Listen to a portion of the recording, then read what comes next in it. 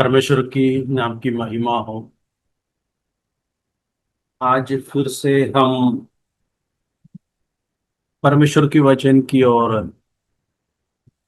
एक और बार आने के लिए परमेश्वर ने हमारे जीवन में अवसर दिया, इसलिए मैं परमेश्वर को धन्यवाद करते हैं। हर समय हर वक्त में उस सिंहासन की ओर जाने का अनुमति परमेश्वर ने हमारे जीवन में दिया है। इस कारण से हम हर समय परमेश्वर की उसी उपस्थिति की ओर जाने के लिए हम प्रयास करते हैं और परमेश्वर की उपस्थिति को हम अनुभव करते हैं। आज भी फिर परमेश्वर के वचन की ओर हम देखेंगे। वचन की जो वेदों को जानने के लिए परमेश्वर हमें बुद्धि दे, ज्ञान दे। परमेश्वर के आत्मा का नियंत्रण हम लगातार अनुभव करने के लिए भी परमेश्वर हमें सहायता करे। और प्रत्येक लोगों को मैं परमेश्वर के नाम से अ, जो नमस्कार कहते हैं, और साथ ही साथ हम जो परमेश्वर की उपस्थिति में हैं तो परमेश्वर के आत्मा का नियंत्रण हम लगातार अनुभव करने पाए। हम लगातार वचन से सुनते हैं, सीखते हैं, और जो वचन को हम सुनते हैं उस वचन हमारे जीवन में कार्य की ओर नहीं जाता तो हम सुनने से और मनन करने से कोई फायदा नहीं है। हम परमेश्वर के आत्मा को हमारे जीवन में कार्य करने की अनुमति हमें देना जरूरी है। इसलिए हम जो वचन को सुनते हैं, आत्मा का क्रिया हमारे जीवन में होने के लिए हम लगातार प्रार्थना करते रहे। हम सुपरिचित कुछ बातों से होकर आज भी हम गुजरेंगे। लूका रसूल समाचार 19 अध्याय हम अक्सर जानते हैं। हम काफी संदेश को सुना है और काफी बार हम मनन किया है किस प्रकार परमेश्वर उस अध्याय से हमें जो वचन को समझा रहा है। इसलिए आज फिर से हम उस बातों की ओर थोड़ी देर की मनन के लिए समय को निकालेंगे। तो करे समाचार उसकी 19 अध्याय में 1 से लेकर 9वीं पद तक जब हम पढ़ते हैं, वहाँ एक घटना जो होते हैं उसी के बारे में लिखा लुका ने लिखा हुआ है। उसकी जो शुरुआत से लेकर मैं एक और बार जो पढ़ेंगे, वो यरीहो में प्रवेश करके जा रहा था, और देखो, जकाई नाम एक मनुष्य था जो चुंगी लेने वालों का सरदार और धनी था। वो यीशु को देखना चाहता था कि वो कौन सा है, परंतु भीड़ के कारण देख ना सकता था क्योंकि वो नाटा था। तब उसको देखने के लिए वह लोग आगे दौड़कर एक गोलर के पेड़ पर चढ़ गया, क्योंकि वो उसी मार्ग से जाने वाला था।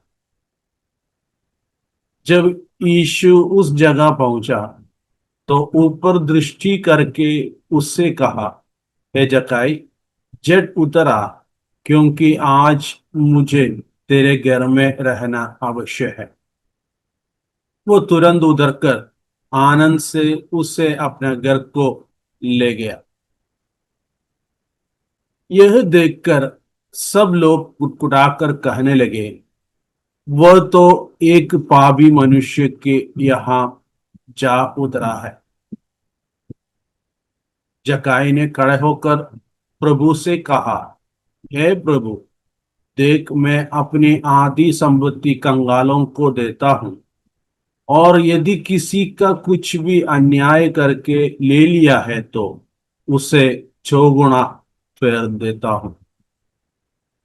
तब यीशु ने उससे कहा, आज इस घर में उद्धार आया इसलिए कि यह भी इब्राहिम का एक पुत्र है।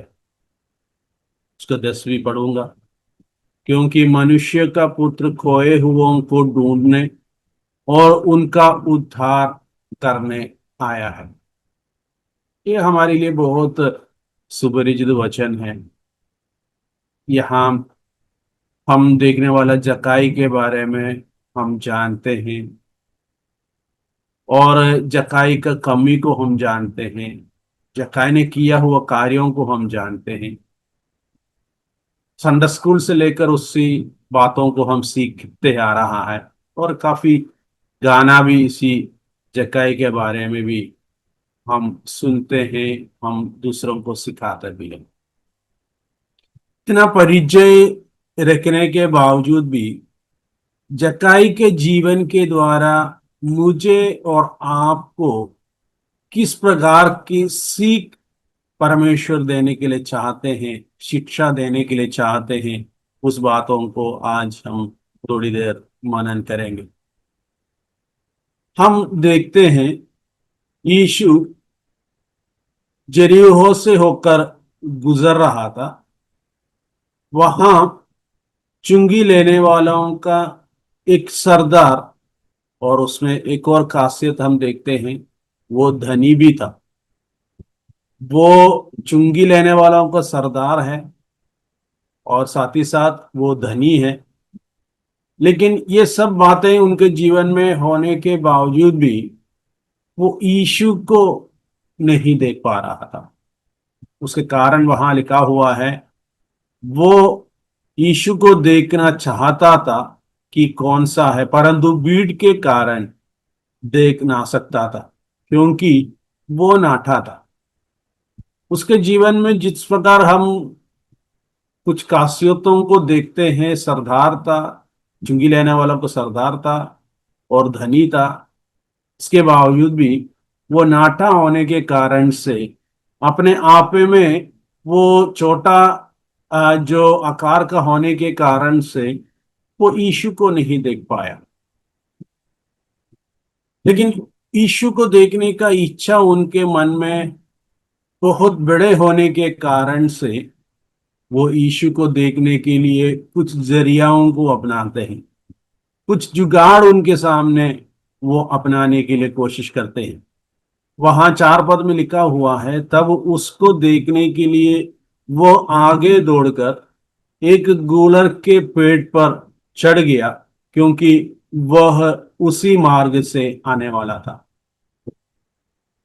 हर प्रकार की रुकावट होने के बावजूद भी रुकावट को उसने इनकार करते हुए उसकी बुद्धि के अनुसार यीशु को देखने के लिए कुछ मार्ग को वो अपनाते हैं। वहां लिखा हुआ है, वो गोलर के पेड़ पर चढ़कर यीशु को देखने के लिए चाहते थे। हम उसके जो आखिरी जो 9वीं पद में इस प्रकार हम पढ़ा था, हम वापस उसी बातों की ओर आएंगे। उसके 9वीं पद में इस प्रकार लिखा हुआ है, तब यीशु ने उससे कहा, आज इस घर में उद्धार आया इसलिए कि यह भी इब्राहिम का पुत्र है।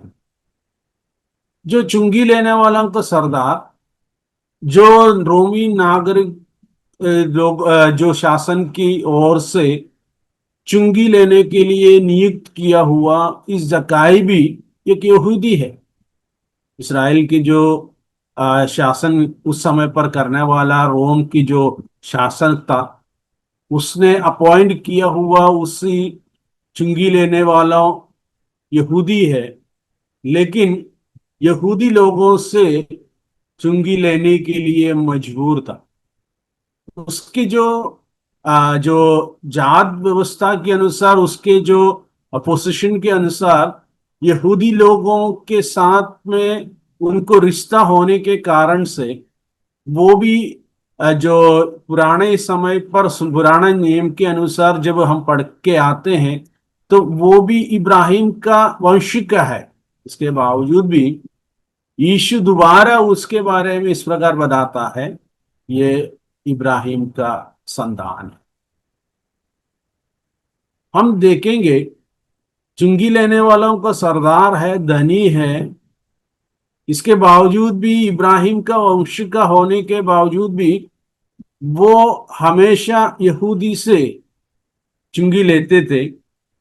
और चुंगी लेने वाला एक गलत काम नहीं है, लेकिन हम देखते हैं वो जिस समय पर जिस प्रकार की जो चुंगी लेने की आवश्यकता था, जो कर को लेने की आवश्यकता है, उससे अधिक उसने गलत तरीका में लिए होंगे।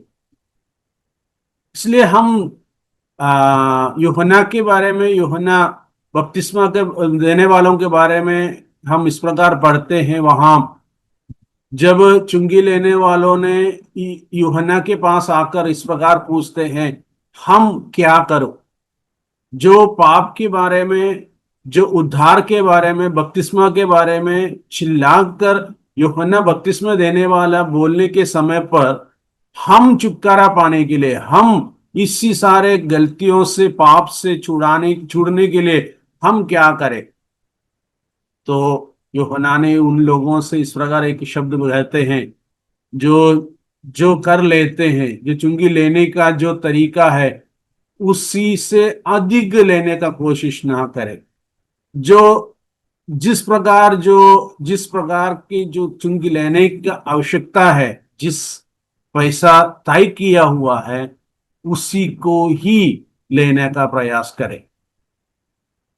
कुछ वैसा हम देखते हैं तो इस प्रकार हमें समझ में आते हैं, चुंगी जो कर लेना गलत नहीं है, लेकिन जो अन्याय नहीं करना है, लोगों को तकलीफ नहीं देना है, लोगों ने कितना देने की जो बताया गया है उतना ही लेने के लिए बताया गया है।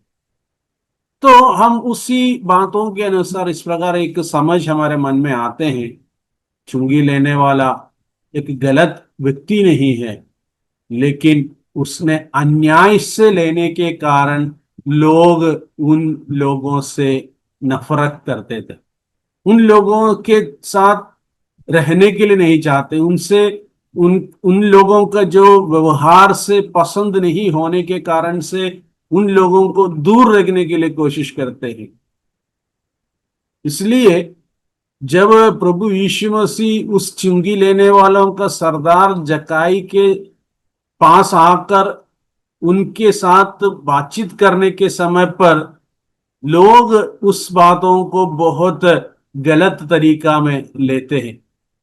वहां 7वीं पद में इस प्रकार लिखा हुआ है, यह देखकर सब लोग कुटकुटाकर कहने लगे, वो तो एक पापी मनुष्य के यहां जा उतरा है। चुंगी लेने वालों को एक पापी व्यक्ति के रूप में यहूदी लोग देखते थे। कारण नहीं है, वो हर समय जब पैसा लेते थे वो अन्याय से अधिक लेने का प्रयास कोशिश करते थे। इसलिए उनकी नजरों में चुंगी लेने वाला एक पापी व्यक्ति है। आगे हम देखेगा तो इस प्रकार हमें समझ में आता है, उन जकाई के जीवन में जिस समय पर परिवर्तन हुआ, जिस समय पर वो पश्चाताप हुआ, उसी समय से लेकर उनके जीवन में एक आत्मिकता और यीशु मसीह का जो कार्य उनके जीवन में भी प्रकट होते हुए हम देखते हैं। यहाँ हम देखते हैं यीशु को सिर्फ अपने आंखों से देखकर जाने के लिए इच्छा रखा हुआ जकाई के जीवन में प्रभु यीशु मसीह किस प्रकार कार्य किया है। हम पहले देखा था, वो नाटा होने के कारण से यीशु को देख नहीं पा रहा था। उसने एक गुलर के पेड़ पर चढ़कर यीशु उसी रास्ते से होकर आ रहा है, उसी बातों को समझकर उसने वहां बैठकर यीशु को देख रहे थे।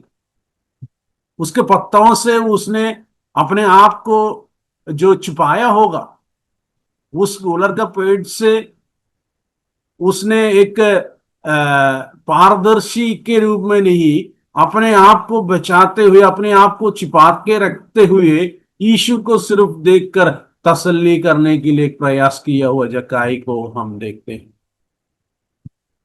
लेकिन हम आगे इस प्रकार देखते हैं उसके 5वें पद में, जब यीशु उस जगह पहुंचा तो ऊपर दृष्टि करके उससे कहा, है जक्कई, चढ़ उतरा। प्रियो, हम उस भागों में इस प्रकार एक जो विचार रखने की आवश्यकता है। सिर्फ यीशु को देखकर अपने घर की ओर रवाना करने के लिए कोशिश किया हुआ जक्कई को यीशु आकर उनसे इस प्रकार बुला रहा है जक्कई, चढ़ उतरा। लेकिन लोग बुलाने वाला एक नाम है। लोग कहते हैं ये एक पापी व्यक्ति है। यीशु चाहे तो उनको बुला सकते हैं, चुंगी लेने वालों का सरदार, नीचे उतरा। लेकिन वहां उनका व्यक्तिगत संबंधों को हम देख सकते हैं। प्रियो, मेरे और आपके जीवन में जिस कार्यों को करते हैं, जिस गलतियों को हमने किया हुआ है, उसी सारे गलतियों को ढांप कर रखते हुए प्रभु यीशु मसीह हमारे नाम से हमें पुकारने के लिए चाहते हैं। हमारे गलतियों को इशारा करने के लिए नहीं, हमारे साथ सर्वप्रथम एक संबंध बना के रखने के लिए, और हमें हमें हमारा हाल चाल पूछते हुए हमारे हर एक बातों को जानने वाला यीशु हमारे साथ रहने के लिए चाहते हैं। प्रियो, इस संसार में हम देख सकते हैं गलत किया हुआ व्यक्ति को हमेशा इनकार करने वाला, इनकार करते हुए उनके हमेशा नाश की ओर ले भेजने की कोशिश करने वाला संसार को हम देख सकते हैं। लेकिन जक्कई के बारे में हम जब देखते हैं, यीशु उनके पास आकर उनको, उनका नाम लेकर, उनका जो परिवार वालों ने डाला हुआ उसी नाम से उसको पुकार रहा है। और वहां इस प्रकार बताता है, वो जट से उतरा। प्रियो, जिस जगह पर जो जक्कई अपने आप को छुपा कर रखकर यीशु को देखने के लिए चाहा, उस जगह से यीशु उसको नीचे की ओर बुलाकर अपने साथ में रहने के लिए एक आह्वान देने वाले बातों को हम देख सकते हैं। वहां हम देखते हैं यीशु उस जगह पर पहुंचकर उसको बुलाकर नीचे उतारा।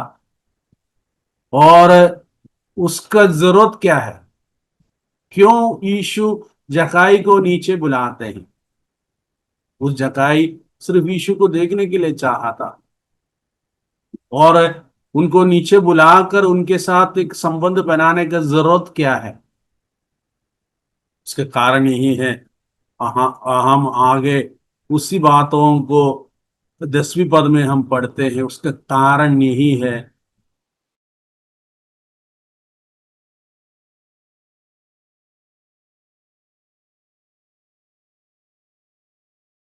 क्योंकि मनुष्य का पुत्र क्योंकि मनुष्यों के पुत्र खोए हुओं को ढूंढने और उनका उद्धार करने आए। प्रियो, हम खोए हुए हैं, हम भटक भटक गए, तो प्रभु यीशु मसीह हमें ढूंढ कर आने वाला, हमें वापस बुलाकर हमारे साथ एक रिश्ता बनाने के लिए चाहने वाला परमेश्वर है हमारा प्रभु यीशु मसीह। तो परमेश्वर के बारे में हम उस बातों को समझने के साथ ही साथ इस प्रकार हम देखते हैं, यीशु उनके पास आकर जक्कई से कहते हैं, क्योंकि आज मुझे तेरे घर में रहना आवश्यक। सिर्फ आपके साथ बातचीत करते हुए वापस जाने के लिए नहीं, और आपके जीवन में जो बात है उसी बातों को बोलकर वापस जाने के लिए नहीं, आपके घर में रहने का जरूरत मैं महसूस कर रहा हूं। प्रियो, आज इस वचन सुनने वाला प्रत्येकों से परमेश्वर के वचन इस प्रकार कहते हैं, आप सिर्फ सुनकर वापस जाने के लिए नहीं, सिर्फ आप मसीही होकर रहने की जो बातें नहीं, यीशु हमारे साथ हमारे घर में रहने के लिए चाहते हैं, हमारे हृदयों में रहने के लिए चाहते हैं। लेकिन इन दिनों में हम संसार में देखते हैं, सिर्फ नाम से मसीही बनकर रहने के लिए चाहने वाला लोगों को, और सिर्फ रीति रिवाज के अनुसार एक मसीही रहने के लिए चाहने वाले लोगों को हम इस संसार में देख सकते हैं। जकाय के जीवन के द्वारा परमेश्वर इस प्रकार जो बातें हमारे सामने रखते हैं, सिर्फ बातचीत करने के लिए नहीं, सिर्फ कुछ बातों सुनाने के कारण बातें नहीं, आपके घर में रहने के लिए चाहने वाला यीशु को हम वहां देख सकते हैं। प्रियो, हम उस बातों के लिए, यीशु मेरे घर पर आने के लिए तैयार होने के समय पर, यीशु मेरे घर में रहने के लिए चाहने के समय पर, हम अपने आप से तैयार है यीशु को अपने घर की ओर ले जाने के लिए। वहां 6वीं पद में एक खास बात को हम देख सकते हैं। जब चकाई उस बातों को सुना, उसने नीचे उतरा। वह उसके 6वीं में इस प्रकार लिखा, वो तुरंत उतरकर आनंद से उससे अपने घर को ले गया। आनंद से उसको अपने घर की तरफ लेके गया। उनके जीवन में यीशु आने के द्वारा जिस प्रकार की जो बदलावट हो सकता है, उस बातों को उसने नहीं सोचा। और यीशु आने के द्वारा किन किन बातों को मुझे रोकने की आवश्यकता है, उसी बातों को नहीं सोचा। और किन किन बातों को मुझे सतर्क रहने की आवश्यकता है, उसी बातों को नहीं सोचा। जब यीशु उनको बुलाया, वो उनके लिए काफी था। यीशु उनके जीवन में उनके घर पर रहने के लिए चाहा, वो जताई के लिए काफी था। इसलिए उसके जो स्वभाव में, उनके जो जीवन में, उनके बोली में, उनके सोच विचारों में काफी बदलावट हम वहां देख सकते हैं। और वो बहुत आनंद के साथ, वहां लिखा हुआ है, वो अपने घर की ओर यीशु को लेकर जाते हैं। और उस बातें लोगों को अंगीकार नहीं कर पाया, लोग उसको अपने हृदयों में सही रीति से ले नहीं पाए। कारण यही है, लोगों के नजरों में, उस भीड़ के सामने जताई एक पापी व्यक्ति था। प्रियो, सभी लोग हमें इंकार करें, सभी लोगों के नजरों में हमारा गलतियों को सर्वप्रथम रखकर हमें लज्जित करवाने की कोशिश करने वाले लोगों के बीच में भी प्रभु यीशु मसीह हमारे पास आकर हमें अपनी ओर ले जाने के लिए, अपनी ओर साथ रखने के लिए कोशिश करते हुए हम देखता है। प्रियो, इसलिए हम कभी निराश ना हो, हम हताश नहीं हो। हमारा जीवन में परमेश्वर एक और अवसर हमें देने वाला है। लोग इंकार करते हुए देखने से हम इस प्रकार मन में सोचे होंगे, हो गया, हमारा मेरा जीवन खत्म हो गया, अभी लोग मुझे अंगीकार नहीं कर रहा है, मुझे लोग पसंद नहीं करते हैं। लेकिन हमारे हृदयों के हालत को जानने वाला, हमारे जीवन में परमेश्वर कार्य करने के द्वारा किन किन बातों को हम कर सकते हैं, उसी बातों को जानने वाला प्रभु यीशु मसीह आज हमारे साथ भी रहकर हमारे जीवन को बदलने के लिए चाहते हैं। लोग वहां इस प्रकार बोला है, जो साथ में इस बातों को देखा हुआ लोग, सब लोग कुटकुटा कर कहने लगा, वो तो एक पापी मनुष्यों के यहाँ जा उतरा है।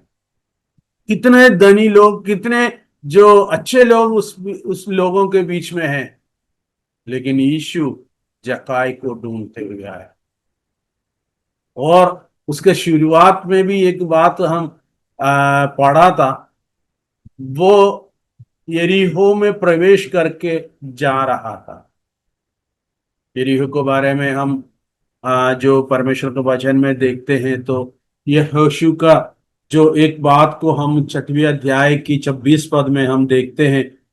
यहोशू ने एक समय पर जो यरीहो की जो बातों को देखकर उसको जो श्राप दिया था, उसके यहोशू की किताब उसके 6वें अध्याय के 26 पद को हम जब देखते हैं, वहां इस प्रकार लिखा हुआ है, फिर उसी समय यहोशू ने इसराइलियों के सम्मुख शपथ रखी और कहा कि जो मनुष्य उठकर इस नगर यरीहो को फिर से बनाए, वो यहोवा की ओर से श्रापित हो।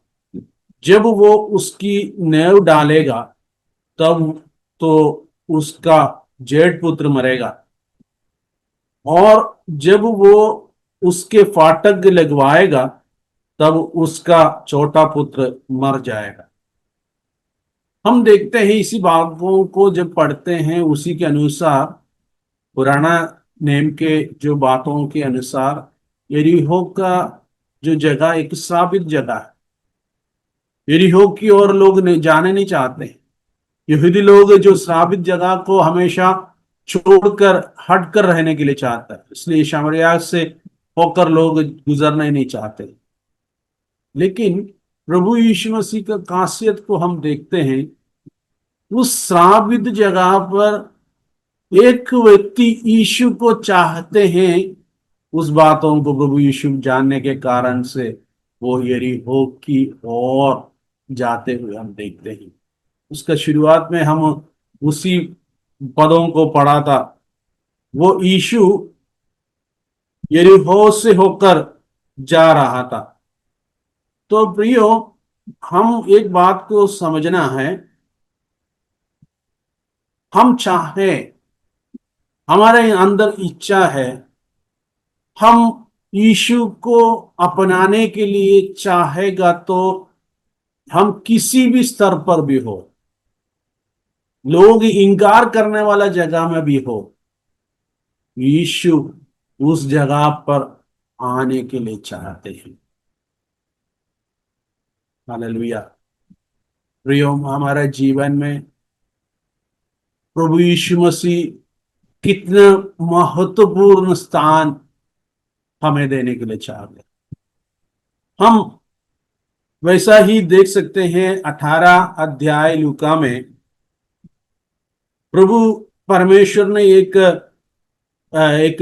जो घटनाओं को हम बताया गया है, उस 18 अध्याय की और जब देखते हैं, उसका 13वीं पद में एक चुंगी लेने वालों के बारे में बताया गया है। वहां लिखा हुआ है 13वीं पद में, परंतु चुंगी लेने वालों ने दूर खड़े होकर स्वर्ग की ओर आंखें उठाना भी ना चाहा, वरन अपनी छाती पीट पीट कर कहा, हे परमेश्वर, मुझ पापी पर दया कर, मुझ पापी पर दया कर। और उसके 14वीं पद में लिखा है, मैं तुमसे सच कहता हूं कि वो दूसरा नहीं, परंतु यह मनुष्य धर्मी ठहराया जाकर अपने घर गया है। दो व्यक्ति के बारे में वहां लिखा हुआ है, कि फरीसी था, एक चुंगी लेने वाला। फरीसी की प्रार्थना में हर समय पर दूसरों ने जो करते हैं उस कार्यों को मैं नहीं कर रहा हूं, उस बातों को जोर देकर उसी को हाईलाइट कर कर प्रार्थना कर रहा था। उन लोग गलत करते हैं, उसी गलत कार्य, उस पाप की जो काम मैं नहीं करने के कारण मैं आपसे मैं प्रार्थना करते हैं। वहां उसके 11वीं पद को जब हम देखते हैं, 18 का 11वीं में, फरीसी खड़ा होकर अपने मन में यूं प्रार्थना करने लगा कि हे परमेश्वर, मैं तेरा धन्यवाद करता हूं कि मैं और मनुष्यों के नाई अंधेर करने वाला, अन्यायी और व्यभिचारी नहीं, और ना इन चुंगी लेने वालों के समान हूं। बगल में खड़ा रहने वाला उस चुंगी लेने वालों को भी इशारा करते हुए उनकी जो पाप को भी जो हाईलाइट करते हुए प्रार्थना करने वाला फरीसी को हम देखते हैं।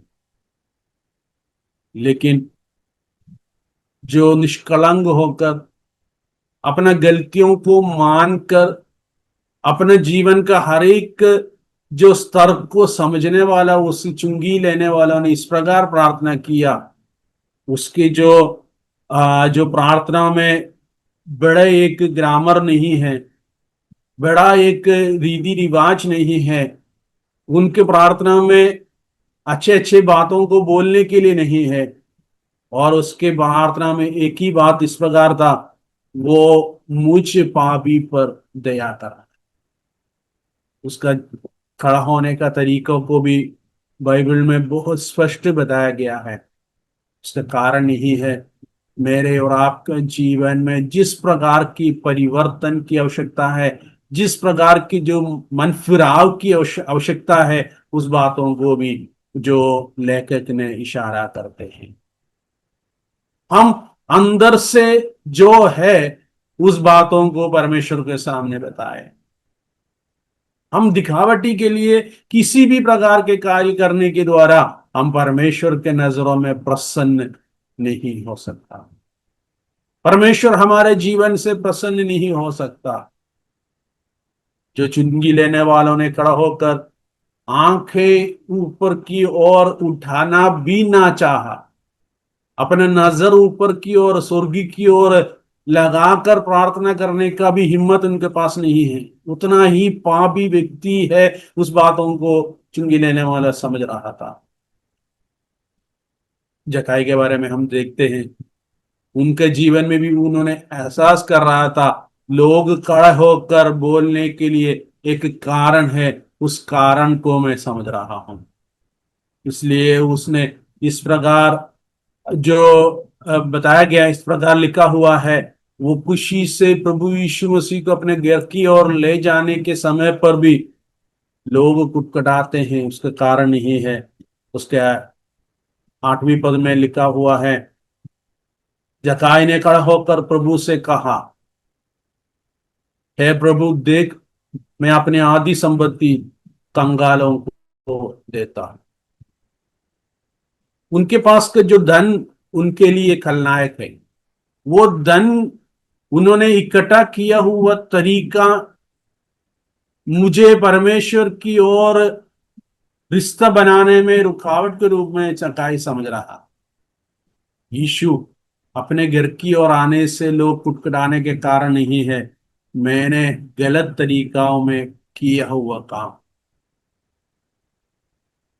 वो जो समझ उनके पास आने के कारण से उसने जकाई ने खड़ा होकर प्रभु से कहते हैं, हे प्रभु देख, मैं अपनी आधी संपत्ति कंगालों को देता हूं, और यदि किसी का कुछ भी अन्याय करके ले लिया है तो उसे 6 गुना फेर देता हूं। गलत तरीका में लिया हुआ मेरा जो मुकदमा में मैंने किया हुआ उसी गलती को मैंने जो पश्चाताप करता हूं, और उसका जो जिस प्रकार की जो बदला करना है, जिस प्रकार उसको वापस करने की आवश्यकता है, उसी को मैं करने के लिए तैयार हूं। वहां लिखा हुआ बातों के अनुसार इस प्रकार हमें समझ में आते हैं, अन्याय करके लिया है वो 6 गुना फेर लेता। 1000 रुपये में गलती से लिया है, मैं उसको 4000 वापस करने के लिए तैयार। प्रियो, किस प्रकार का जो परिणाम उनके जीवन में हम देखते हैं, जिस प्रकार की सुधार उनके जीवन में हम देखते हैं। प्रभु यीशु मसीह उस पापी व्यक्ति से भी प्यार करते हैं।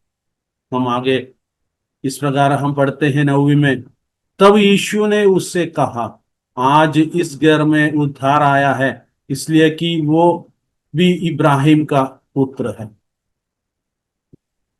पहले भी इब्राहिम का पुत्र था, लेकिन असली में सही तरीका में जिस प्रकार इब्राहिम का पुत्र होने की जरूरत था, वो अपने आप में जिस प्रकार की जो सुधार लाया, उस समय पर यीशु ने बोलते हैं ये इब्राहिम का, वो उनके साथ सब कुछ था। यहूदी परंपराओं का जो बोलने के लिए उनके पास उस परंपरा है, और मसीही की जो बातें उनके साथ हैं, हर प्रकार की वो जो यहूदी के हर प्रकार के जो गुण उनके जीवन में होने के बावजूद भी वो खोया हुआ था।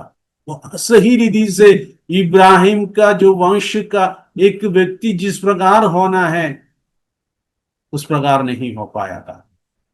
प्रियो, आज इसी बातों से एक संदेश में आपके सामने रखने के लिए चाहते हैं। हम मसीही है, हम कलीसिया में उपस्थित होने वाला है, हर प्रकार की प्रार्थना सभा में शामिल होने वाला व्यक्ति होने के बावजूद भी हमारे जीवन में जिस प्रकार एक मसीही होने के लिए परमेश्वर के वचन कहते हैं वैसा ही नहीं हुआ, तो हम इब्राहिम के संतान नहीं हो पा, हम यीशु की जो अनुकरण करने वाले एक व्यक्ति नहीं बन जाते। तो कलीसिया में भी खोया हुआ लोगों को हम पा सकते हैं, समाज में हम खोए हुए लोगों को देखते हैं। उससे बढ़कर मसीही कलीसियाओं में भी हम लोगों को देख सकते हैं। सही रीति से यीशु को अपनाने के लिए वो अपने आप को तैयार नहीं किया है, वो कभी यीशु को अपने जीवन में अपनाने के बावजूद भी उस स्वभावों को अपना नहीं पाया है। तो प्रियो, आज हमारे लिए उसी संदेश हमारे सामने आते हैं। हम खोए हुए हैं, हम सब कुछ करते हैं, प्रार्थना करते हैं, उपवास लेते हैं, कलीसिया में दान देते हैं, सब कुछ करने के बावजूद भी जिस प्रकार की जीवन एक मसीही बिताने की आवश्यकता है वैसा नहीं हो, तो हम सही मसीही नहीं है। वैसा होगा तो हम जताई की जैसा एक सुधार हमारे जीवन में लाने की आवश्यकता। यीशु हमारे बारे में भी बताए, ये भी इब्राहिम का संतान, खोए हुओं को ढूंढते हुए आया वो यीशु हमें भी ढूंढ रहा है। हम सब कुछ करने के बावजूद भी यीशु का संतान का जो स्वभाव नहीं अपनाया, तो हम भी खोए हुए में हैं। प्रियो, परमेश्वर आज हमें सहायता करे, हमें बलवंत करे, हमें सामर्थ दे। हम खोए हुओं में से नहीं, हम यीशु के साथ रहने वाला होने के लिए हम कोशिश करें। जकाई के जीवन के द्वारा उनके परिवार, उनके जीवन में एक सुधार परमेश्वर ने यरीहो में होने के बावजूद भी किया है। तो हम किस परिस्थिति में हैं, हमारे चारों तरफ रहने वाले लोगों किस प्रकार हमारे बारे में बोलते हैं, ये सारे बातों से बढ़कर प्रभु यीशु मसीह हमसे प्रेम करके हमें परमेश्वर के साथ रहने के लिए चाहते हैं। इसके लिए हम तैयार है, तो आज संभव है। हम उसके लिए हमारे हृदयों को खोलने के द्वारा, हमारे यीशु को हमारे घर की और आनंद के साथ ले जाने के द्वारा हम यीशु के संतान बन जाते हैं। यीशु के साथ रहने का एक अवसर मिल जाएगा। परमेश्वर आज हमें सहायता करे, ये वचन हमारे लिए और प्रोत्साहन प्रदान करने पाए। हम मसीही है तो भी हम और नजदीकता को अनुभव करने के लिए परमेश्वर हमें सहायता करे। इन वचनों के द्वारा परमेश्वर हमें और आशीषित जीवन बिताने के लिए सहायता करे। आया हम प्रार्थना करें। परमेश्वर पिता, हम धन्यवाद करते हैं, स्तुति करते हैं आज प्रभु हमारे जीवन में दिए वो संदेश के लिए हम धन्यवाद करते हैं। प्रभु जकाई के जीवन के द्वारा प्रभु हमें दिया वो शिक्षा के लिए हम धन्यवाद करते हैं। प्रभु प्रभु जी, चुंगी लेने वाला उनका सरदार और धनी, सभी प्रकार के जो गुण उनके जीवन में होने के बावजूद भी यीशु उनके साथ नहीं रहने के कारण उन्होंने इसी प्रकार के जो जो निर्णय लिया, यीशु को मैं देखूं, उसके लिए अपने आप से वो प्रयास किया। प्रभु यीशु को देखने के द्वारा यीशु के साथ के जो संबंध उन्होंने मजबूत किया, यीशु को अपने घर की ओर लेके गए। ऐसी बातें हम आपके वचनों के द्वारा सीखा है, पढ़ा है। प्रभु जी, हमारे जीवन में भी प्रभु हम मसीही होने के कारण हमारे जीवन में जिस प्रकार की जो सुधार की आवश्यकता है, वो सुधार लाते हुए आपके संतान बनकर रहने के लिए प्रभु हमें सहायता कर। ये वचन सुना हो प्रत्येकों को प्रभु आपके हाथ में सौंपते हैं।